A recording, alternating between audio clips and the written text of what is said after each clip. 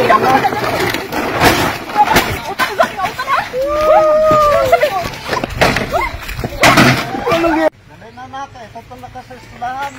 na nga motor pa? Ano nga mo nakuha sa atong bagong nga motor? Embargo na kagahaton na atong bagong nga motor. Unsa na embargo dili ko masakayan ako. Sige na na. Patay nga motor. Kung wala na nga motor, load kayo kadangtang. Load sa labida mo sa motor. Unsa man na? Sagdi lang na kay mo palit ra man gapon ta sa bagong. Palabiyon pa na ako magbaklay. Palabiyon pa na ako magbaklay. Dalagay ko sakay kundi para maulawan ko dito sa classmate. Unsa man na? Asa man ako kita ginanay? Ibig sakay niyo dalagang inana ang motor nato? Parang sakto na ka sa eskwelahan. O kung sa man sa ako kuno, unsa man sa ako, unsa man na? Unsa man sa ako? Dalagay na kay tihatutan ni sa imong mama ka para mo hatin ni padadalag sa ako kakita ko sa padadalag sa ako ha, unsa man eh? Utang ha? Sabi mo. Ano mo ni? Wala ko ni ang kuan sa man eh.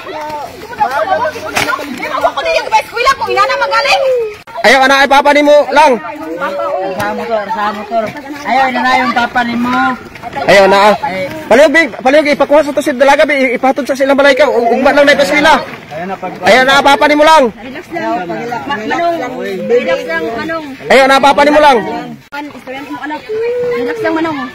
Ikaw na lang ka, ikaw na lang ihatod sa dito silang balay ni ka ang ating kuan ni. Istoryahan na nato ni sila unya. Sige, kuha sa nila si sir ka, ihatod sa dito ka. Ato karon no maistorya si kasamang Ridin diri sa Labaon TV.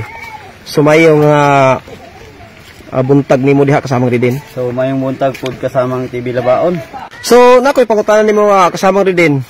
Sakto ba kasamang Ridin nga ang ginikanan labaw pa kay sa mga motor kay kumawala ang ginikanan, dili na mapalit, dili na pud mailisdan. Pero ang motor bisag pag Hilux na pwede pa mapalit. Sakto ba kasamang Ridin? O sakto na TV Labaon. Ang ginikanan mas labaw pa sa mga butang sama ng motor.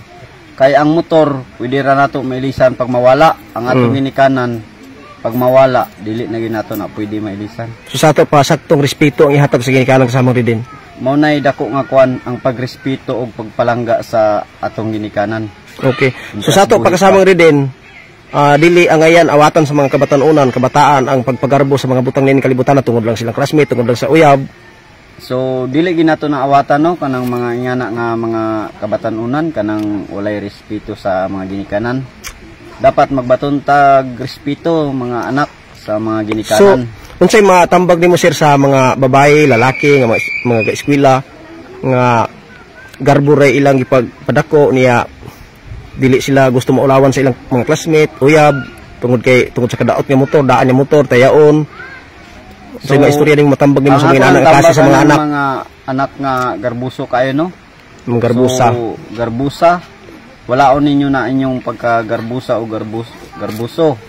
Kay luoy kay ang mga ginikanan kung iana mo permente. Okay, tama ba sir nga yung importante bisan og pinobre lang tayaon nga motor utan ang baligya. Tama ba sir nga kanang dapat pasalamat sa anak tungod kay ang iyang ginikanan wala mangawat? Gibuhi sila og ipiskwela tarong paagi bisan og pinobre?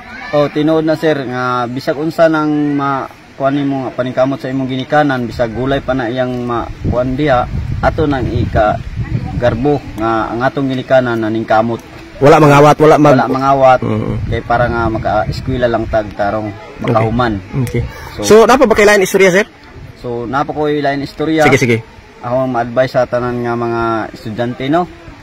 So mintras buhi pa inyong mga ginikanan, ampingin ninyo inyong ginikanan kay dili na sila sama sa usa ka butang nga pwede sila mailisan mapalit. Okay. Ang atong ginikanan pag mawala buhi pa ampingan gyud kay kung mawala na dili na pwede na mabalik. Okay, dili na sama din sa motor di ay. Sama sa motor nga maguba pwede ra makapalitag lahi. Okay. So dapat respeto gyud ang buhaton sa mga anak. Ug dabaton ilang kapobrehon ipasigarbo ang ilang ginikanan.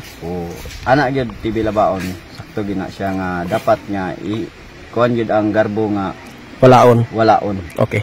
So salamat kayo sir sa imong pamahayag nining kabuntagon. So dinhi lang ko sir, daghang salamat og maayong adlaw.